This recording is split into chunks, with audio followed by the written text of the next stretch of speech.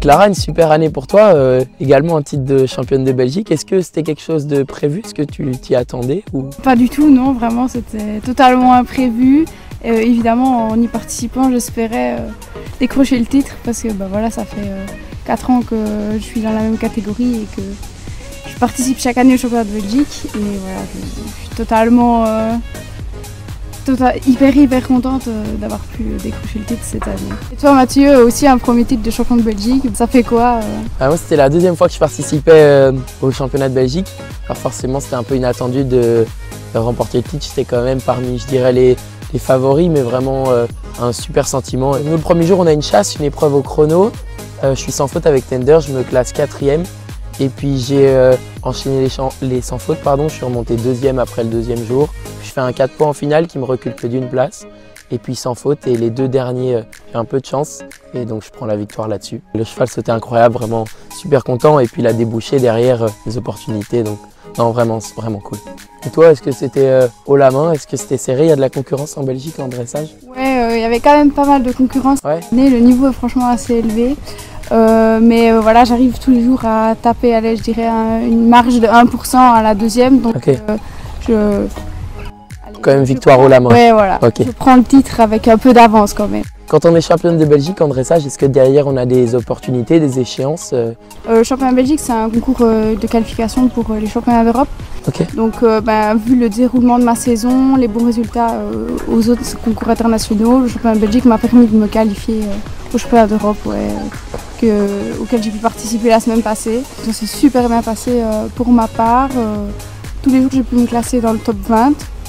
Okay. Avec une concurrence assez élevée cette année sur 70 cavaliers. Mon dressage, c'est beaucoup, ouais. Même si à l'obstacle, je pense que vous êtes beaucoup plus quand même. Donc voilà, je suis super contente. J'ai pu aussi me qualifier à la finale le dernier jour, donc ça c'est vraiment mon objectif.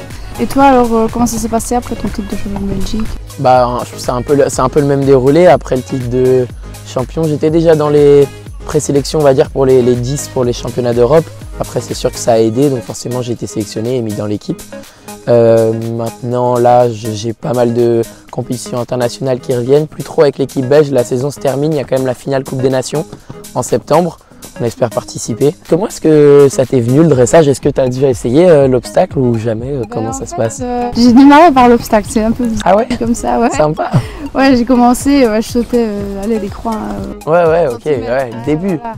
Quand j'étais toute petite, je devais avoir quoi, 5-6 ans. Puis j'ai passé mes brevets, voilà. Et puis après, mon papa a eu un accident parce qu'il montait aussi à cheval. Ok. Il faisait de l'obstacle. Et ça m'a un peu traumatisée. J'ai arrêté de monter. Et puis j'ai repris. Et vu que lui, il a fait du dressage, je me suis dit, je vais faire pareil. Et c'est là que ça a commencé. Et puis c'est devenu de plus en plus sérieux. J'ai trouvé ma coach. Ah ouais. De ton côté, comment ça t'est venu comme ça?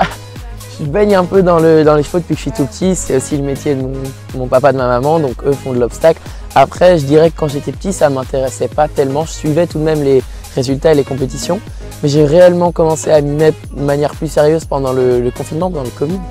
Tout simplement parce qu'il n'y avait pas grand chose à faire, je m'embêtais un petit peu, et donc j'ai demandé à mon père, ok, il faut que je trouve quelque chose à faire, il m'a dit, prends un cheval, on en a, essaye, et commence, et depuis j'ai pas arrêté, donc je dirais pas que c'est une passion que j'ai depuis tout petit, j'ai appris à aimer et aujourd'hui c'est incroyable ce qu'on vit. Lorsque tu as été sacré championne de Belgique, c'était avec quel cheval? Du coup j'ai pas énormément de chevaux, j'en ai que 2. Okay. Mais j'ai que un cheval de compétition on va dire. Et voilà, il s'appelle Escape, il a 14 ans.